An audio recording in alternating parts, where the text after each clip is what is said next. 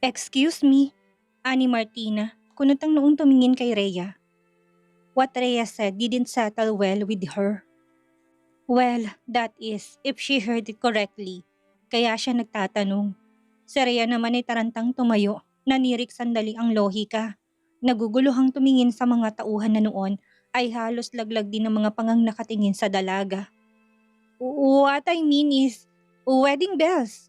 Yes, that's it. I hear wedding bells for you too dahil bagay na bagay kayo, Martina and Engineer Soriano. Naguguluhang paliwanag ni Rhea. Halos manginig ng mga tuhod sa sobrang pagkataranta, lalo na nang magtamang mga mata nila ni Matt. Kung meron lamang siyang pagpipilian, kanina pa niya siguro hiniling na bumukas ang sahig at lamunin siya pansamantala. How can she say aloud that's inside her head? At sa harap pa mismo ni Matt at Martina, how stupid can she be? Kapag nagkamali talaga siya sa project niyang yun, hindi lang siya ang malilintikan sa tiyahin niya, pati na rin ang kanyang ad agency. And she cannot allow that to happen. She cannot allow all the hard work go to waste just because of some one night stand gone wrong. Maya-maya pa pumalakpak na rin si Peter. Ganon din si Clarice. Magkasunod na tumayo. Truly, it's wedding bells, ma'am. Sir, sa office po kasi namin kapag may nakita kaming couple na sobrang bagay na bagay, sinasabihan namin ng wedding bells. Maagap na paliwanag ni Peter. Makahulugang sumulyap kay Rhea na noon ay pulang-pula na ang pisngi. Sandaling pinaglipat-lipat ni Martina ang tingin sa mga kausap. Maya-maya pa tipid na humagik-hik ang dalaga bago bumaling kay Matt. Did you hear that, babe? Bagay raw tayo. Malawak ang ngiting sabi ng dalaga. Tipid namang ngumiti si Matt. Yeah, I heard it right. Anito bago ibinalik ang tingin kay Rhea. Hindi lang kayo nagsabi niyan. Thank you for noticing. Anyway, shall we sit down and start the meeting? Dugtong pa ng binata. I agree, we have a lot things to talk about. Ani Martina. Nagpatiuna ng umupo. Alanganing tumango si Pinky. Bumaling kay Peter. She gave her employee a knowing look before she went back to sitting. Sandaling nagpakalma ng emosyon si Pinky bago nagumpisang magsalita. She needs to facilitate the meeting. And the sooner that meeting is over, the better. She hopes so. Na-note niyo ba lahat ng preferences na sinabi ni Miss Almonte? Ani Rhea habang nagde-drive ang dalaga pabalik sa opisina. Ang sasakyan ng dalaga ang ginamit nila papunta sa restaurant kung saan sila nakipag-meeting kina Martin at Matt. Ngayong kailangang ihatid ni Rhea ang mga tauhan pabalik sa opisina dahil naiwan doon ang sasakyan ng mga to. Yes ma'am, na-note namin lahat. Si Clarice ang sumagot na noon ay nasa passenger seat. Si Peter ang nasa backseat. Tumangutango sa Rhea. That's good. Be sure to give me a proposal for the marketing plan in 3 days. Anong dalaga bago nag-concentrate sa pagmamaneho. It was almost 9 in the evening. Ang inaasahan ni Rhea na madali ang pag-uusap ay inabot ng halos 3 oras dahil maraming idea si Martina. Tungkol sa gusto nitong branding ng mga produkto nito. Martina was just in her early 30s but she sure is an expert in running a business. Napansin ni Rhea sa pananalita at sa mga idea nito. Martina Almonte knows what she wants and how to get it. Kung sa ibang pagkakataon, sobra-sobrang admiration na sigurong ibibigay ni Rhea sa babae. Kaya lang, accepting the project with the Almontes has placed an even bigger complication towards her career and company. How can Matt be Marco, half-brother and fiancé of her client? Bakit gano'n naman ang kapalaran niya? Sa dinami-dami ng lalaking pwede niyang masalo, sa isang gabi ng pagkakamali, si Matt pa. Life sucks. Wala sa sariling bulong na Rhea. Puno ng gigil. Ano yun ma'am? Si Peter. Ngumiwi sa Rhea. Mahigpit na humawak sa manibela. What the hell is happening to her? Bakit ba kasi lagi niya nasasabing nasa isip niya? Napapahamak tuloy siya. Nothing. Sorry, may naisip lang. Pagdadahilan ng dalaga. Muling itinuloy ang pagde-drive. Pagdating sa parking lot ng Bright Rise Media ay agad na umibis na sasakyan sina Peter at Clarice. Pagkatapos nun, dumiretso na si Rhea sa kanyang condo unit. Agad na tumuloy ang dalaga sa banyo at nag-shower nang makauwi. It was an exhausting day and she cannot wait to hit the sack. Subalit bago pa man siya tuluyang makatulog, muling nagring ang kanyang phone. It was a message from her Aunt Isabel. Tinatanong nito kung kamustang meeting niya kay Martina. "Thank you for coming with me, babe. I really appreciate it," ani Martina habang nasa daan sila pauwi sa mansyon ng mga Almonte. Tipid na ngumiti si Matt, pinanatiling mata sa daan. "Don't mention it." "Oh, I will mention it, Matt, to everyone if I may," ani ni Martina. Malawak ang ngiti at nagniningning ang mga mata. "I still cannot believe that the great Matt Soriano is going to be my husband next month. I'm sure a lot of girls will get jealous of me." Muling umiti lang si Matt. He doesn't know what to say. Nakikiramdam pang binata sa ugali ng katipan. They have been engaged for just over a month now. Not a long time to get to know each other. But he is trying his damn best actually to always please the unika iha of the Almonte. "But I'm sure other girls are jealous of you. And it's not because of me, Martina," ani Matt.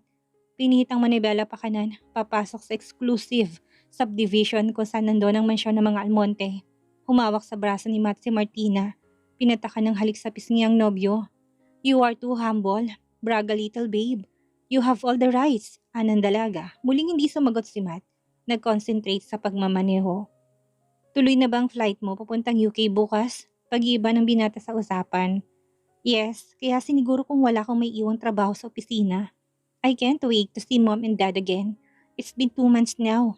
Are you sure hindi mo ako masasamahan, babe?" ani Martina. "As much as I would want to. May ongoing projects ako na kailangan tapusin. Just send my regards to your mom and dad." Anang binata. Inihinto ang kotse sa tapat ng mansyon ng mga Almonte. Ngumiti si Martina. "Correction, our mom and dad. You still have less than 2 months to get used to it, Matt." "I will try," sagot ng binata, formal. "That's good. Anyway, I need to go. I still need to pack. Thanks again for today, babe. I really feel we're already getting close," ani Martina bago hinalikan sa labi si Matt. "Don't miss me too much. See you in 3 weeks." Dugtong pa nito bago tuluyang bumaba ng sasakyan, pumasok sa gate ng mansyon. Naiwan si Matt sa loob ng sasakyan, pinagmasdan ang papalayong bulto ni Martina, bumutong hininga pagkatapos. 3 weeks, not enough time to get used to changes that are sure to come. "Matt, you're here. Dito ka ba matutulog?" tanong ni Engineer Francis Soriano. Ang ama ni Matt, nasa lanay ng kanilang bahay ang matandang lalaki. Nagpapahangin habang nakaipit ang nangangalahati ng sigarilyo sa pagitan ng dalawang daliri nito. "I'm just visiting dad. Idadaan ko lang din ang regalo ko kay Ivan." Anang binata, bahagyang itinaas ang box na hawak. He missed his nephew's birthday yesterday. He was too caught up with the work at nakalimutan niya. Natawagan na niya kahapon si Marco. Humingi na rin siya ng pasensya. "Si Ivan, tulog na ba dad?" Anang binata, nagpalingalinga sa sala. Wala sa bahay ang kapatid. Nasa conference to sa Cebu. He flew there just this morning. Ito na kasi ang pumalit sa kanilang ama na nag-retire na sa pagtatrabaho sa gobyerno. After leaving LDC 3 years ago, pumasok sa gobyerno si Marco. "Baka pinapatulog na ni Marta. Umakyat ka na lang, iho. Baka maabutan mo pang gising. Matutuwa yun dyan sa regalo mo," ani Francis. Humihit-hit sa sigarilyo. Tumango si Matt. Agad na humakbang na hagdan at dumiretso sa silid ni Ivan, ang 2 taong gulang na pamangkin ng binata. Pagbukas pa lang ng pinto ni Matt, nakita niya nakahiga na nga sa kama nito ang pamangkin at pinapatulog ng matanda nilang katulong na si Marta. Napapapikit na noon ng paslit, subalit na makitang tiyuhin ay kagad nang bumangon sa kama at nagpakarga kay Matt. "To Matt," anito, yumakap sa binata. Gumanti ng yakap ang binata sa pamangkin na noon ay inihilig ang ulo sa kanyang balikat. Ivan has always been a sweet kid. Masasabi niyang nakuha nito yon sa ama nitong kay Marco. If only Clara is alive, she will be happy to see how her kid is growing. Namatay sa isang aksidente si Clara, ang asawa ni Marco, 3 months after Ivan was born. His late sister-in-law was on her way to the grocery store when she was involved in a car crash that killed her instantly. Marco was devastated by the death of his wife, and Franco didn't know what to do. Napilitan siyang umuwi mula sa Australia kung saan siya noon naninirahan upang tulungan ang ama sa pag-asikaso sa mag-amang Marco at Ivan. Good thing Marco was open to receive his help given that they did not really grew up together. Matt's mother, Amiri, was the first wife of Franco. Naghiwalay mga to noong 5 taong gulang pa lamang si Matt. Amiri cheated on Franco with a British businessman whom she met in Australia nang ipadala ito noon ng kumpanyang pinagtatrabahuhan nito doon. Since Matt was under 7 years old at that time, Amiri was granted custody of Matt kaya niya ito naisama sa Australia. Nanirahan si Matt kasama ng mga step-siblings niya sa Melbourne at doon na rin nag-aral at eventually nakahanap ng magandang trabaho bilang engineer. High school si Matt na maglakas loob ang binata na muling makipag-ugnayan kay Franco. Noon nalaman ng binata nag-asawa pala ulit ang ama at meron na rin siyang kapatid dito. That was Marco. From then on, naging bukas ang komunikasyon ng magamang Franco at Matt. Lihim din na umuwi si Matt sa Pilipinas na mabiyudo ang ama. That's when he first met Marco. Nang lumaon, hindi na lang si Francis ang nakakausap ni Matt, pati na rin si Marco. They have grown practically close during those time. Subalit mas lalong naging malapit ang magkapatid nang maagang nabiyudo si Marco. Matt stayed with Franco and Marco for 3 months.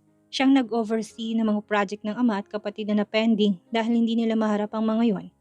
Noon din nagka-ideya si Matt na kumuha ng lisensya sa Pilipinas upang ma-practice niya ang kanyang pinag-aralan sa bansa. He took courses, short ones. And then, when he was allowed to, he took the licensure exam, which he aced. Noon siya kinausap ng ama na magtayo na lang ng sariling firm sa bansa. And now, a little over a year into it, Matt can say moving back to the Philippines was one of the best decisions he has ever made. Hindi dahil sa hindi siya masaya sa piling ng pamilya ng ina, but he felt he belonged in Manila than in Melbourne. Hinahanap kanya kagabi, Matt, ani Marta. Mabutit maraming binigay ang daddy mo't si Marco. Mabilis na nakalimot, nakangiting sabi ng matanda. Ngumiti lang si Matt, inihele ng pamangkin. Hindi bale, kapag nagkaluwag-luwag ako ng oras, manang, babawi ako kay Ivan. Marami lang talaga kasi akong projects na tinatapos ngayon. Tumangutango si Marta. Tumayo na sa kama. O siya, sige iho. Ikaw nang bahalang magpatulog kay Ivan. Mukhang na-miss ka talaga ng pamangkin mo. Anang matandang katulong bago tuluyang lumabas ang silid. Hindi nahirapang patulugin ni Matt si Ivan. Matapos lang ilang minutong paghihele, ay nakatulog din kaagad ang paslit. Matapos may baba sa kamang bata at makumutan, maingat na lumabas sa silid ng binata at dumiretso sa lanay, hoping he still can find his father there. Subalit si Marta ulit ang kanyang naabutan. Natulog na, Matt, napagod yata. Mahiring kasi kanina, ani Marta nang tanungin ng binata kung nasaan ang ama. May kinakaharap na kaso si Franco tungkol sa huling 2 projects na nahawakan nito. It was also the reason bakit ito nag-retire ng mas maaga. Bakit hindi niyo ako sinabihan, Manang? Nagbilin ako na ipaalala niyo sa akin kapag may hearing ang daddy para masamahan ko siya. Anang binata. Ayaw niya, Matt. Nilihim pati sa amin. Lumabas siya kaninang umaga, saka na lang nagkwento kaninang bumalik. Ni hindi rin uminom ng gamot. Napabuga ng hininga si Matt, sandaling minasahe ang sentido. If there is something that's common with all of them, that is they are all stubborn. Sige po, Manang, babalik ako dito bukas bago ako pumasok sa opisina para kausapin siya. Mabuti pa nga, iho, abay hindi rin nakikinig kay Marco. Mabutit ikaw nang kumausap. Tumango ang binata. Sige po, mauna na ako, Manang. Pakisara na lang po ang gate, anang binata. Akmang hakbang na patungo sa garahe nang may maalala. Yung girlfriend po ba ni Marco bago si Clara, kilala nyo?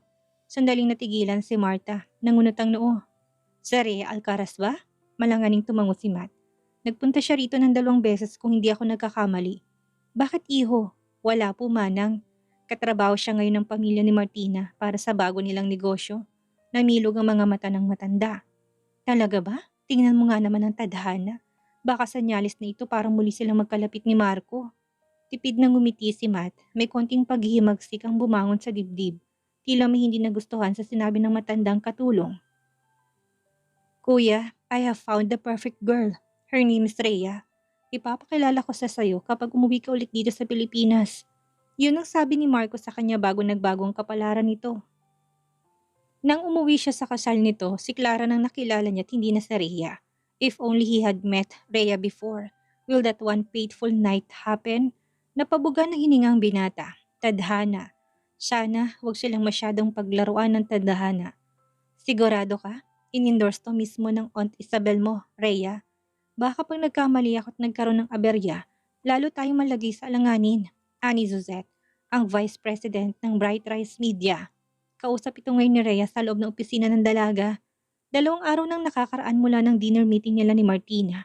At bukas magbibigay siya ng update kay Matt tungkol sa project. At base sa naging reaksyon niya nang huli silang magkita, batid ni Rhea na gagawa lamang siya ng isang napakalaking pagkakamali kung makikipagkita pa siyang ulit kay Matt. She is not herself whenever he is around, something that she hates to keep repeating. Hindi yun maganda para sa napaka-importanting project na yun. Kailangan niya siguraduhin na hindi magkakaroon ng kahit na anong bad impression si Martina sa kanya or sa kanyang kumpanya. At magagawa niya lang yun kapag hindi na siya mismong direktang nakakausap ng dalawa. That is why she needs Suzette to step out for her. Don't worry, I will relieve you of all the projects you have right now. Ako nang bahala sa mga yon, bastang hiling ko lang sa'yo. Take charge of DF Appliances project. Alam ko mas kaya mo to kaysa sa akin, Suzette. You have more experience than I. Kaya ko to pinapasa sa'yo. I know you won't let me down, Ani Rhea. Seryoso. Mas matanda si Suzette sa kanya ng 5 taon. Mas marami na rin itong nahawakan na projects kaysa sa kanya dahil prior to Bright Rise Media, nagtrabaho na rin to sa iba pang ad agency. Si Suzette ang nagdala ng unang pinakamalaking project sa kanyang kumpanya 4 years ago. It was the merit that earned her position right now. Kaya buong kumpiyansa niya dito na hindi siya nito bibiguin sa project ng mga Almonte. Napabuga ng hininga si Suzette, pinagmasdan ng kaibigan at boss. Sandaling nag-isip. I don't know, Rhea. I feel like something is amiss. That is why the change. Bahagyang natawa si Rhea. Nothing's amiss, Suzette. I assure you, pagsisinungaling ng dalaga. I just have a lot of faith in you. That is why, to give you more assurance na wala talaga akong ibang intensyon sa pagbibigay ng project ni ito. Handa akong akuin ang lahat ng mali kung magkakaroon man. But I know there wouldn't be. I know how you work, Suzette. It's always to perfection. Ngumiti na si Suzette. Sige na nga, effective yung pambobola mo eh, umpisa ng dalaga. Basta yung leave ko next month, i-approve mo ha. Sure, walang problema, Ani Rhea. Pigil na pigil lang ngiti. Ngayong wala na sa kanyang mga kamay ang DF project, makakahinga na siya ng maluwag. May meeting po kayo kay Mr. Adrian Corjes, mamayang 2 p.m. sir. It's about the Empire Mall they are building here in the city. Tumawag kasi ang sekretary niya kanina. Nagpapakonfirm kung okay na daw po kayo sa oras. Ani Cynthia, ang sekretarya ni Matt. Masyado 9:00 ng umaga, subalit kararating pa lang niya sa opisina. Dumaan ulit ang binata sa kanila upang bisitahin ulit ang ama at tingnan ng kalagayan nito. His father has hypertension kaya kailangan nitong uminom ng maintenance medicine nito. Inikutan din niya ng mga ongoing projects niya bago siya nagtungo sa opisina ng EB Builders, ang construction firm na pinag-ari ng binata. Yes, send them my confirmation. I will meet Mr. Cortez this afternoon, Animat. Inilapag ng hard hat sa kanyang mesa bago umupo sa swivel chair. Si Lorenzo Cortez na kapatid ni Adrian ang talagang kakilala niya. They met at the university in Sydney years ago. He was a transfer student. Kinaibigan siya nito nang malaman nitong Pilipino siya. Ang sabi nito matagal na raw naninirahan sa Pilipinas ang ina nito, kaya malapit ang puso nito sa mga Pilipino. Lorenzo didn't finish his degree and moved back to Italy but they kept in touch. Nang manirahan to sa Pilipinas years ago at magtayo ng sarili nitong security agency, kinaibigan din ito ang kanyang pamilya. He met the whole Cortez clan when he decided to move back to the country. They are a family friend kaya gusto ng binata, walang magiging aberya sa transaksyon niya kay Adrian. He will make sure of that. Tumawag din po si Miss Martina, sir. Tinatanong kung may progress na raw po sa project with Bright Rise Media. Pukaw na sekretarya sa boss. Napabuga ng hininga si Matt. Sinuklay ang mga daliri sa buhok. Okay, ako nang bahala doon. Kapag tumawag ulit si Martina, sabihin mo nasa site ako. Alanganing tumango ang sekretarya bago tuluyang umalis ng silid. Agad nang kinuha ni Matt ang calling card ni Rhea at sinubukang i-dial ang number ng dalaga na nakasulat doon, but his calls won't go through. Ilang beses niyang inulit nang bandang tanghali tumawag na si Martina. Hindi na nakapaghintay, but he chose not to answer the call. Gusto niyang panindigang nasa site siya at abala siya mga ongoing projects niya. He went on with his day. And by 2 p.m., nasa restaurant na siya kung saan sila magkikita ni Adrian. The meeting went well. Nakuha niyang 300 million pesos project for Empire Mall. And while he was happy with the development, hindi pa rin siya pinatahimik ng katipan dahil panay ang tawag nito sa kanya. Matt chose not to answer Martina's call. Subalit nang matapos ang meeting ng binata kay Adrian, napilitin siyang dumiretso sa Bright Rise Media. Alam niyang hindi siya titigilan ni Martina hanggat hindi siya nakakapag-follow up. Kaya minabuti ng binata na puntahan na lang si Rhea sa opisina nito. Samantalang hapon na subalit hindi pa rin tapos si Rhea sa pagsagot sa kanya ng mga emails. She needs to finish all of those dahil aalis siya bukas papuntang Bataan upang i-check ang prospect location ng isa sa mga ongoing projects ni Suzette na siya nang gagawa mula ngayon. Abala sa pagtipas sa kanyang laptop ang dalaga nang pumasok si Lynette sa kanyang opisina. "Ma'am, may bisita po kayo," ng sekretarya. "Sino?" "Engineer Soriano daw po, ma'am. He's here to talk about the project with DF Appliances." Kusang kumabog ang dibdib ni Rhea nang marinig ang pangalan ni Matt. What was he doing here? Why would he personally visit her in the office? Anong kailangan nito? Subalit bago pa man masagot ni Rhea ang mga tanong sa kanyang isip, pinapasok na ni Lynette si Matt. Lalong lumakas ang pagkabog ng dibdib ng dalaga. Wala sa sariling napatayo, tuluyan na nagpanik. Nang iwan sila ni Lynette, agad nagsalita si Matt. "I came because I have two things to tell you. One, nagtatanong na si Martina tungkol sa progress ng project ng DF Appliances. I didn't know what tell her kaya sinadya na kita dito sa opisina mo. It seems there's something wrong with the number you gave me." "Hindi ka sumasagot, Miss Alcaraz." Anang binata, kumarap si Rhea, nakasilent ang kanyang phone at nakatago sa drawer niya maghapon. "It was an honest mistake, which brings me to the second thing I want to tell you. Tell me, iniiwasan mo ba ako because of that night, Miss Alcaraz?" Ano ang gagawin ni Rhea ngayon tilang may alam si Matt sa nangyari sa kanila ng gabing iyon? Paano kaya niya sasagutin ng tanong ng binata? Yan ang ating aalamin sa susunod nating kabanata.